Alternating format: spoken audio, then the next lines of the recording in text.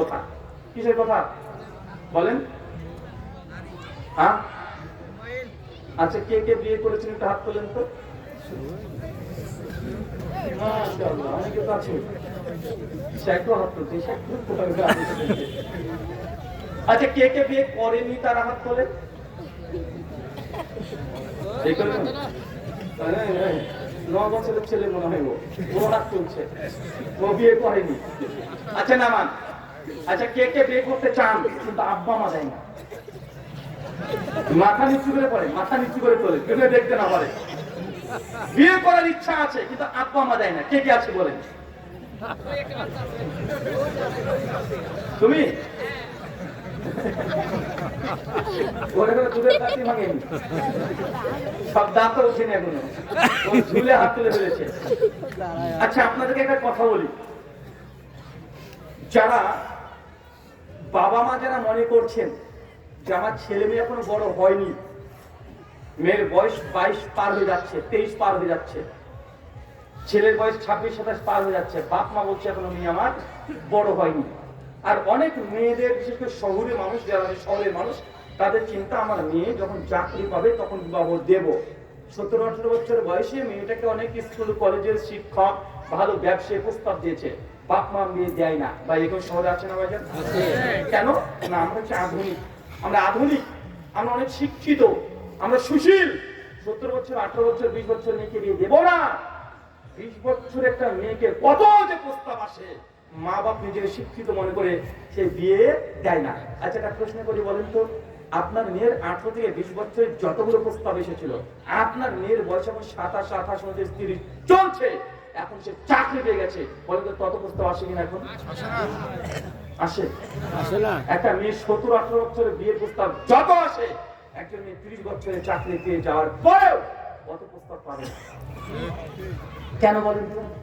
কারণ পুরুষের সাইকোলজি, পুরুষের চিন্তা, পুরুষ যখন বিয়ে করে তখন কিচ্ছু দেখে না, কারণ সে সংসার করতে চায়, এনজয় করতে চায় সব সময়। তার চাইতে ছোট সে বিয়ে করবে, এটাই তার নেচার, এটাই। কিন্তু বাপ মা অপেক্ষা করছে যে না, আমার মেয়ে চাকরি পাবে, চাকরি পাবে, চাকরি পাবে, করতে করতে করতে 28 পার হয়ে গেল, 28 পার হয়ে গেছে, আর একটাও বিয়ের প্রস্তাব পায় না। অবশেষে যখন দেখছে যে বিয়ে তখন দিতেই হবে, মানুষ খুঁজে পাওয়া যায় না, চাকরি করছে, তারপরেও যখন দেখছে যে না আর তো হচ্ছে না, তখন কি করে বলতো ভাই? আরে টাকালা ভুড়িওয়ালা ধরে বেরিয়ে যায়। আছে না ভাই? এই যে শিক্ষিতদের ফল, এটা কিসের ফল? এরা বেশি শিক্ষা করতে, মানে বেশি শিক্ষিত হতে গিয়েছে, বেশি স্ট্যাটাস মেনটেন করতে গিয়েছে, অবশেষে মেয়েটার বিয়ে হচ্ছে না। আপনি দেখেন, আমি ভালো ভালো চেক করে দেখেছি, সোশ্যাল মিডিয়াতে যতগুলো বিবাহর বিষয় ফেসবুকে বিশেষ করে পোস্ট করা হয়, তার 80% সব থেকে 27, 28, মেয়ের বয়স 27, 28, তারা বায়োডাটা বেশি দিচ্ছে। সব যতগুলো সোশ্যাল মিডিয়া আছে, আমি ইন্ডিয়াতে আমাদের মুসলিম একটা আছে, শাদি.com আছে, আমি ঘেটে ঘেটে দেখেছি যে মেয়েদের বায়োডাটা বেশি না ছেলেদের, সব জায়গায় মেয়েদের বেশি আছে না? কথা বলে। আর বয়স মানে 27, 28, কেন? ওই যে 18, 17, 18 বছর বিয়ে দেয় নাই, সেসব ডাক্তার, মাস্টার, কলেজের প্রফেসর, বড় ব্যবসায়ী সবাই বিয়ের প্রস্তাব করেছে। মেয়ের বাপ মা বলেছে যে না, আমার মেয়ে নিজে প্রতিষ্ঠিত হবে। মেয়ে কিভাবে বুঝে নিয়েছে ওই মেয়েটা যে আমাকে প্রতিষ্ঠিত হতে হবে, আর প্রতিষ্ঠিত হতে গিয়ে ওই মেয়েটার বিয়ে হয় না। আছে না নাই? বাপ মা বলে যে ছেলে মেয়ের আমরা বিয়ে দিচ্ছি না বা ছেলে বিয়ে দিচ্ছে না এই জন্য যে ছেলে নিজে ইনকাম করে না কিছু। আছে না নাই? কথা বলেন। আর কি এমন ইনকাম করিস? আচ্ছা, যারা বিয়ে করেছেন তার কাছে একটা প্রশ্ন, বলেন তো, বিয়ের আগে আপনি বেশি ইনকাম করতেন না বিয়ের পরে? বিয়ের পরে আপনার রিজিক বেড়েছে না কমেছে? কতটুকু বেড়েছে? একদম না ডবল হয়ে গেছে? হাত তোলেন তো যাদের রিজিক বেড়েছে। মাশাআল্লাহ, হাত নামিয়ে ফেলেন। আচ্ছা, বিয়ে করার পরে, বিয়ের আগে আপনি ইনকাম করতেন, কিন্তু বিয়ের পরে আপনি যে ইনকাম করছেন সংসারটা চলছে না, ইনকাম কমে গেছে, এরকম একজন মানুষ হাত তুলতে পারবেন? আছে কি ওখানে? কে আছে? আমি এখন বলতো না হলেও প্রায় অনেক জোর সাথে ভারত এবং আমাদের আপনাদের বাংলাদেশ অনেক জায়গাতে এই প্রশ্নটা করেছি যে বিয়ে করেছেন, আগেও ইনকাম করছেন, বিয়ের পর ইনকাম করছেন, রিজিক বেড়েছে না কমেছে? আমি একজনকে পাইনি যে বলেছে আমার রিজিক কমে গেছে। সবাই বলছে রিজিক আমার পেরেছে, কেউ বলে না রিজিক কমেছে। বলুন এ কথা বলে রুহুল আমিন ভাই, আমি 7,000 টাকার একটা চাকরি করতাম, বিয়ের আগে 5 বছর ধরে আমি চাকরি করছি, আমার বেতন 7,000 হলো, যে বছরে বিয়ে করলাম সেই বছরে আমার ইনকাম দাঁড়ালো 13,000 টাকা। আছে না কথা বলেন?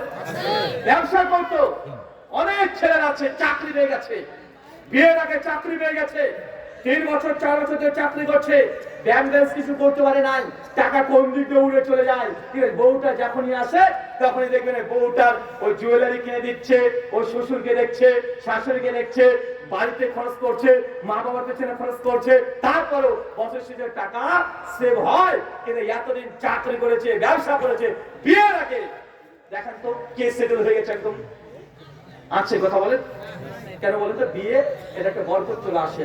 আল্লাহ সুবহানাহু ওয়া তাআলা রিজিকের মালিক। রিজিকের মালিক কে? আল্লাহ। রিজিকের মালিক হচ্ছে আল্লাহ, একটা নাম হচ্ছে রাজ্জাক, তিনি রিজিক দেন। একটা মেয়ের বয়স যদি 40 হয়ে যায়, বিজ্ঞানকে গোটা পৃথিবীর বিজ্ঞানকে ডেকে আনেন, যত টেকনোলজি আছে সব নিয়ে আসেন, তারপরে বলেন ওই মেয়েটার স্তন থেকে 1 ফোঁটা দুধ বের করে দেখাতে পারবে না। পারবে না। যখনই মেয়েটার বেবি কনসেপ্ট করবে, সঙ্গে সঙ্গে আল্লাহ সুবহানাহু রিজিকের ব্যবস্থা করে দেয়। করে দেয় না ভাইজান? কাঠ ঠোকরা বাকিগুলো দেখেছেন? ওই উই পোকাগুলো দেখেছেন না ভাইজান? উই পোকার রিজিক দেখেন কি আশ্চর্য, গাছের গুলো চেবিয়ে চেবিয়ে খায়, খাচ্ছে না ভাইজান? মানে ওর রিজিক আশ্চর্য, গাছের মধ্যে ঢুকে আপনার বাড়ির এই সেই জিনিসগুলো খেয়ে ওটা ওর রিজিক। আল্লাহ যখনই কোনো মানুষকে দুনিয়াতে আসে, সঙ্গে রিজিক আল্লাহ দিয়ে পাঠিয়ে দেয়। একটা মেয়ে যখন বেবি আজকে কনসেপ্ট করেছে, কিভাবে বুঝবেন? তার মেনস্ট্রুয়েশন আজকে স্টপ হয়ে যাবে, রজস্বলা আজকে বন্ধ হয়ে যাবে। কেন? কারণ তার ওই যে নাপাক যে ব্লাড রক্ত, ওই কানেকশনটা আল্লাহ কেটে দিয়ে ওই যে বাচ্চার নারীর সঙ্গে আল্লাহ যুক্ত করে দেয়। মানে এখন ওই রক্তটা বাচ্চার আজ থেকে খাবার রিজিক। এটা কোন পৃথিবীর মানুষ করতে পেরেছে? কেউ করে? এটা আল্লাহ সুবহানাহু ওয়া তাআলা রিজিকের মালিক, এটা হচ্ছে তার প্রমাণ যে আল্লাহ কানেকশন করে দিয়েছে। রক্ত, নাপাক রক্ত, ওটা বাচ্চাটা খেতে খেতে খেতে খেতে 9 মাস 10 মাস পেটের মধ্যে রক্ত শুষে শুষে সে বড় হচ্ছে, মানুষের রূপ ধারণ করছে। যখন এই দুনিয়াতে আসছে, নারীটাকে কেটে দিবে, কোথা থেকে যে মায়ের স্তনে একদম দুধের ফ্যাক্টরি হয়ে যায়। 2.5 বছর যতদিন সেটা ঠিকভাবে দুনিয়ার সমস্ত খাবার খেতে পারে না, ততদিন মায়ের স্তন থেকে দুধ চলে আসছে। আশিকের সঙ্গে কথা বলে আল্লাহ রিজিকের মালিক। আপনি চিন্তা করতে পারছেন এখানে আমাদের কোনো হাত আছে? ওই মেয়েটাও জানে না কিভাবে তার মধ্যে এই স্তনের মধ্যে দুধ চলে আসছে, বুঝাও না, কেউ জানে না। আল্লাহ অটোমেটিক তিনি কানেকশনটা জোড়া দিয়ে দেয়। কেন? এই রক্তকে আল্লাহ সুবহানাহু ওয়া তাআলা সেটা খাবার বানিয়ে দিচ্ছে। মানে যখনই দুনিয়াতে ছেলেটা আসবে, মায়ের স্তনে তখন দুধ চলে আসলো, আবার মেনস্ট্রুয়েশন শুরু হয়ে যায়। হয় কি হয় না? কথা বলেন। এটা আল্লাহর রাজ্জাক, আল্লাহ রিজিক দাতা। একটা মেয়ে যতদিন বাবার বাড়িতে আছে, ততদিন ওই মেয়েটার রিজিক আল্লাহ তার বাবার আনন্দময় দেয়। কার আনন্দময় দেয়? বাবার আনন্দময়। যখনই বাবার কাছ থেকে মেয়েটা তার স্বামীর বাড়িতে চলে যাবে, কিভাবে যে আল্লাহ তার বাবার রিজিককে তুলে দিবে বাপ নিজে বুঝতে পারবে না। আর স্বামীর ইনকামের মধ্যে আল্লাহ কিভাবে যে রিজিক দিয়ে দিবে ওই স্বামী নিজে বুঝতে পারবে না। কেন? তার মেয়ে তো ইনকাম আলাদাভাবে করলে না, কিন্তু রিজিক তো নির্ধারিত আছে। মিশকাত হাসানাত 5300 আল্লাহ নবী বলছেন, দুটো জিনিস মানুষকে তন্ন তন্ন করে খুঁজে বেড়ায়। কয়টা জিনিস? কথা বলেন। কয়টা জিনিস? দুটো জিনিস। এক, মৃত্যু। যেখানেই থাকেন, যদি আপনার তাকদীরে লেখা থাকে আপনি কলকাতা মেডিকেল নীলরতন হসপিটাল, আপনার মৃত্যু হবে আগামীকাল 12:15। আজকে এখানে আপনি আলোচনা শুনছেন কিভাবে কালকে 12:15 যে আপনি ওই কলকাতা মেডিকেল হসপিটালে চলে যাবেন, এটা আপনি নিজেও জানেন না। জানেন কথা বলেন?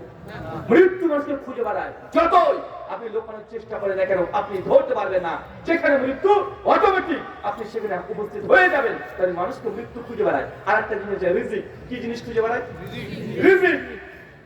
যতক্ষণ পর্যন্ত প্রাপ্ত রিজিক আপনি না পাচ্ছেন, আপনার মৃত্যু হবে না।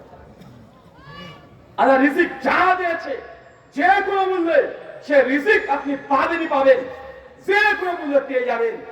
যতক্ষণ রিজিক কমপ্লিট না হচ্ছে, ততক্ষণ পর্যন্ত আপনি দুনিয়াতে বেঁচে থাকবেন, ধূপ ধূপ করে হলেও বেঁচে থাকবেন। কারণ রিজিকের সঙ্গে মৃত্যুর নিগুড় সম্পর্ক। আপনি বুঝতে পারলেন না রিজিক কি জিনিস। কারণ রিজিক যতক্ষণ আছে ততক্ষণ জীবন আছে। আমার একটা বন্ধু এই কয়েক বছর আগে আমাকে বলছে যে ভাই তোমার সঙ্গে একটা কথা শেয়ার করতে চাই। আমাকে বলো কি বলতে চাও। আমার বন্ধু ক্লাসমেট ছিল, ও এখন ছোট্ট একটা দোকান চালায়। বলছে যে আমার আব্বা প্রায় 10 বছর ধরে অসুস্থ ছিল, সরি 3 বছর ধরে, এমনি 10 বছর ধরে অসুস্থ, আর মেজর বড় অসুস্থ 3 বছর ধরে। ওইটা প্রায় 3 বছর ধরে আমার আব্বা অসুস্থ ছিল। তো ভাই আমার আব্বা গত 3 মাস হলো মারা গেছে। আমি তখন ইন্নালিল্লাহ করে তার আব্বার জন্য দোয়া করলাম। তো আমাকে বলছে তুমি বসো, তোমার সঙ্গে একটা কথা শেয়ার করবো। তা আমি বসলাম। তখন বলছে যে আমার আব্বার পেছনে প্রত্যেক দিন যখন জীবিত ছিল প্রতিদিন 100 টাকা করে ওষুধ লাগবে। কত টাকা? 100 টাকা। 100 করে যদি হয় মাসে কত হয়? 3000 টাকা। যখন এই কথা বললো তার কথা আমি ধরতে পারছি না কি বলতে চাচ্ছে। উনি তখন বলছেন যে ভাই আমার আব্বা গত 3 মাস হলো মারা গেছে, আর আমি 100 টাকার করে প্রতিদিন আগে ঔষধ কিনে আনতাম। আর আমার ব্যবসা খুব বড় না, মানে গোটা দোকানের দাম হয়তো 20,000 টাকা হবে না, প্রতিদিন তো 300, 400, 500 টাকা করে ইনকাম করে। কোনোদিন যদি একটু বেশি ইনকাম হয়ে যায় তো লাভ্যাংশ বুঝতে পারে, এরকম ছোট অল্প বয়সে বুঝতে পারে না হয়ে যায়। তো বলছে যে আমি প্রতিদিন দোকান বন্ধ করে ঔষধের দোকান থেকে 100 টাকা ওষুধ কিনতাম, যে আব্বাকে দিতাম। প্রতিদিন একসঙ্গে তো কত ওষুধ কিনে যাবে না, তাই প্রতিদিন ইনকাম করতাম, প্রতিদিন আব্বার জন্য ওষুধ কিনে নিয়ে যেতাম। মাসে 3000 টাকা 3 বছর আমি চালিয়েছি। আব্বা মারা গেছে। আমাকে প্রশ্ন করছে পাল্টা, কিন্তু আব্বার মারা যা 3 মাস হলো, এই 3 মাস কিন্তু কোনো ওষুধ কিনিনি। কারণ ওষুধের যে টাকা 100 টাকা প্রতিদিন, এটা সেভ হওয়ার কথা কি কথা নয়? বলেন, এটা বেঁচে যাওয়ার কথা না? বেঁচে যাওয়ার কথা। বলছে ভাই 3 মাস হয়ে গেল এখন আব্বার ওষুধ কিনি না, কিন্তু মাসে তোমার 3000 টাকা অতিরিক্ত হওয়ার কথা। আমি খুব বড় ব্যবসায়ী না যে আমার ক্যাশ বেড়ে গেলে বুঝতে পারবো না, আর 3000 বেড়ে গেলে বুঝতে পারবো। মাস শেষে আগে 2000 টাকা বেশি সেভ থাকে না, 3000 টাকা এটা তো বাড়ার কথা। কিন্তু ভাই 3 মাস ধরে আমার যেরকম আগে ছিল ঠিক ওরকমই আছে, বেচা কিনা ওরকম, কিন্তু আমি দেখতে পাই না নিজের থেকে যাই কোথায়। এটা হচ্ছে রিজিক। বাপ যতদিন ছিল আল্লাহ তার রিজিকে বরকত দিয়েছে ততদিন।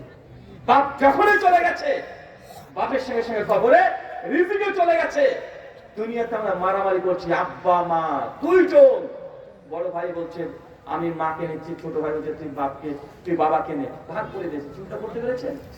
বাপ মা 40-50 বছর ধরে এক বিছানায় ছিল, বড় হয়ে গিয়ে ছেলে একজনকে পাঠিয়েছে একতলাতে, একজন 2 তলাতে। কেন?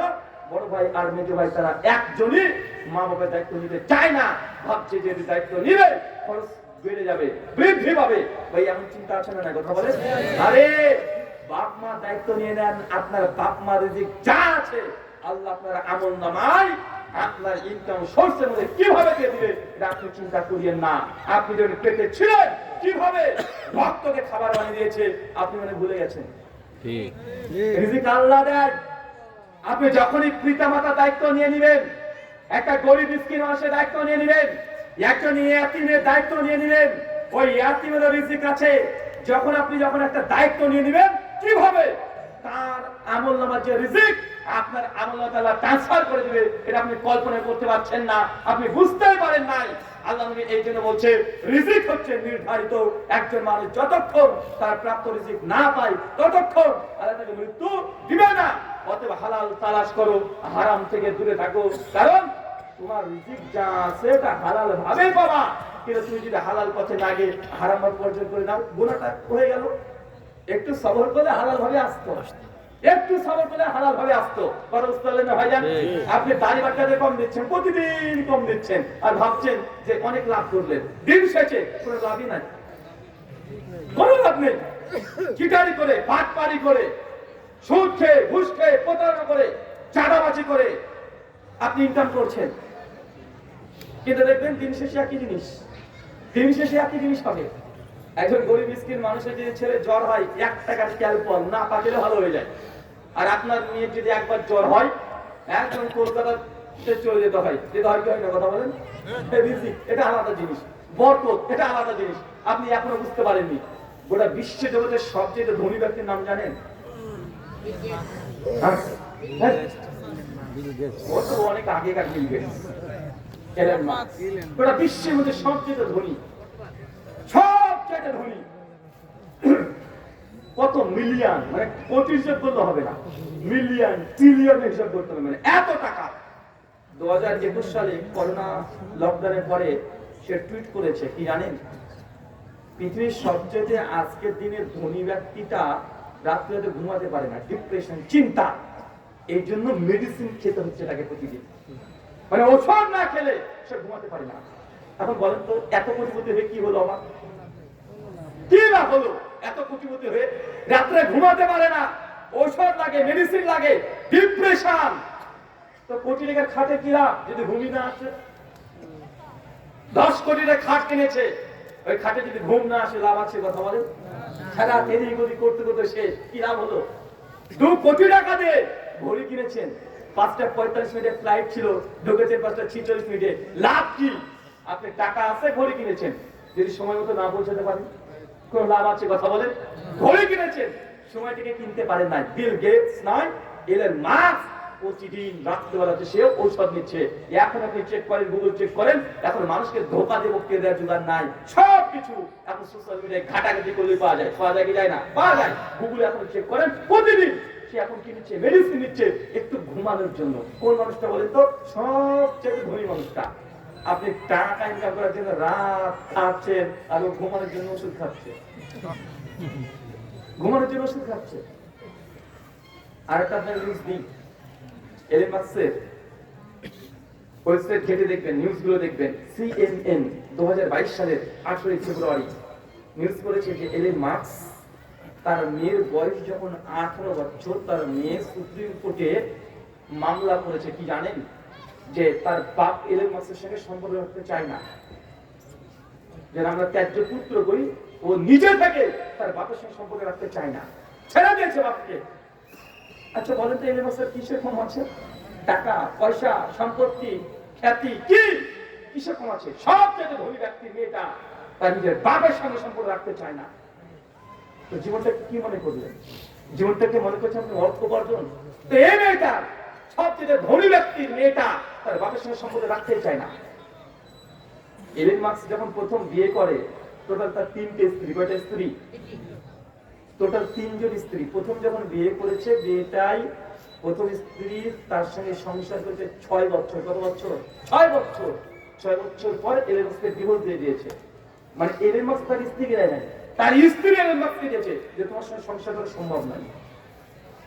আবার দ্বিতীয় বিয়ে করেছে, 4 বছর পর ও চলে গেছে। তৃতীয় বিয়ে 2 বছর পর চলে গেছে। এখন এলন মাস্ক খালি, হয়তো কেউ বিয়েই করছে না, নেই খেলা। আমি ওই আপনার ওই হুজুরের মতো না যে ভুল ভাল কথা বলছি। আপনি CNN এর শুধু এলন মাস্ক লিখে দেন, তার মেয়ে তার কাছ থেকে যে মানে ছাড়াতে চেয়েছে, পিতার সঙ্গে সম্পর্ক রাখবেন, আপনি এখন ঘাটাঘাটি করে পেয়ে যাবেন। না আপনাদের বাংলাদেশে তো চাপাবাজ বক্তা একজন আছে, মানে ও মাঝে মাঝে নাকি ব্রিটিশ কিসে জানেন ইংরেজি পড়ায়, ফুটবল খেলায়, মানে আছে না ভাইজান? তো আপনাকে যে কথাগুলো বললাম, কে আছে বলার দরকার নেই। মানে আপনাকে যে কথা বললাম যে এলন মাস্কের 3 জন স্ত্রী পর পর তাকে ডিভোর্স দিয়েছেন, খালি, মানে বউ নাই। আমি চিন্তা করেন পৃথিবীর সবচেয়ে ধনী ব্যক্তি, এ বড় ধনী কোটিপতি হয়ে কি লাভ হলো? না বউ আছে, না মেয়ে আছে, না রাতে ঘুম আছে, টেনশনে সে এখন রাত্রে ওষুধ দিয়ে ঘুমাচ্ছে। কারণ বলেন তার চেয়ে আপনি বেশি ভালো আছেন কি নাই? যুবক মনে করছে যে কোটি কোটি টাকা ইনকাম করলে মানে সফলতা আছে, কোটি কোটি টাকা ইনকাম করলে মানে শান্তি আছে। না, যত আপনি কোটি কোটি টাকা উপার্জন করবেন তত টেনশন, ডিপ্রেশন, কত কি। এখন আপনি বলছেন শ্বাস করে পৃথিবীর সবচাইতে 10 জন ধনী ব্যক্তির নাম লিখেন, তাদের সকলকে পাবেন অধিকাংশই তার ডিপ্রেশনে ভুগছে, অধিকাংশ। আচ্ছা আমাদের ভারতের কপিল শর্মাকে এপিসোড হয়, হ্যাঁ হয় না? কপিল শর্মা সবাইকে হাসায়, মানে এত হাসায়, জনপ্রিয় গোটা বিশ্বে। অথচ লকডাউনের সময় আমাদের ইন্ডিয়ান নিউজ চ্যানেলে ছাপিয়েছিল যে কপিল শর্মা লকডাউনের সময় এতটাই ডিপ্রেশন, নিজেকে সুইসাইড করতে গেছে। যে মানুষ গোটা বিশ্বের মানুষকে হারাচ্ছে, ও নিজেই সুইসাইড করতে যাচ্ছে। দীপিকা পারওয়াল সিনেমার নায়িকা আছে না, সুইসাইড করতে গিয়েছিল। কতজন দেখবেন বড় বড় ধনী ব্যক্তি, টাকা পয়সা সম্পত্তি কোনো দিকে কোনো কমতি নাই, তারপরেও বাস্তবতা যখন তারা পৌঁছে গেছে, মানে দুনিয়ার সব সুখ ভোগ করে নিয়েছে, তারপরে দেখছে যে না কিছুই নেই আসলে। আপনি যেটাকে ভাবছেন সুখ, তাদের কাছে সেটা পেয়ে গিয়ে বলছে এই জীবনটা সবচেয়ে খারাপ, আবার তার আগের জীবনে ফিরে আসতে চাচ্ছে। ভাই আসছে না কথা বলে আসছে। আল্লাহ সুবহানাহু ওয়া তাআলা মুসলিম উম্মাহকে তুই কথা বলতে তৌফিক দান করে সকলে বলি আমিন। আল্লাহ যে ইবাদতগুলো আমরা করছি ইবাদতগুলো তুমি আমাদের কবুল করে নাও, সকলে বলি আমিন। আপনাদের মধ্যে যারা আছেন, আপনাদের এই আছে না, কমিটি আছে না? হ্যাঁ আছে, ছেলেরা রেডি আছে? ওই ছেলেরা একবার জানতো ভাই ইনশাআল্লাহ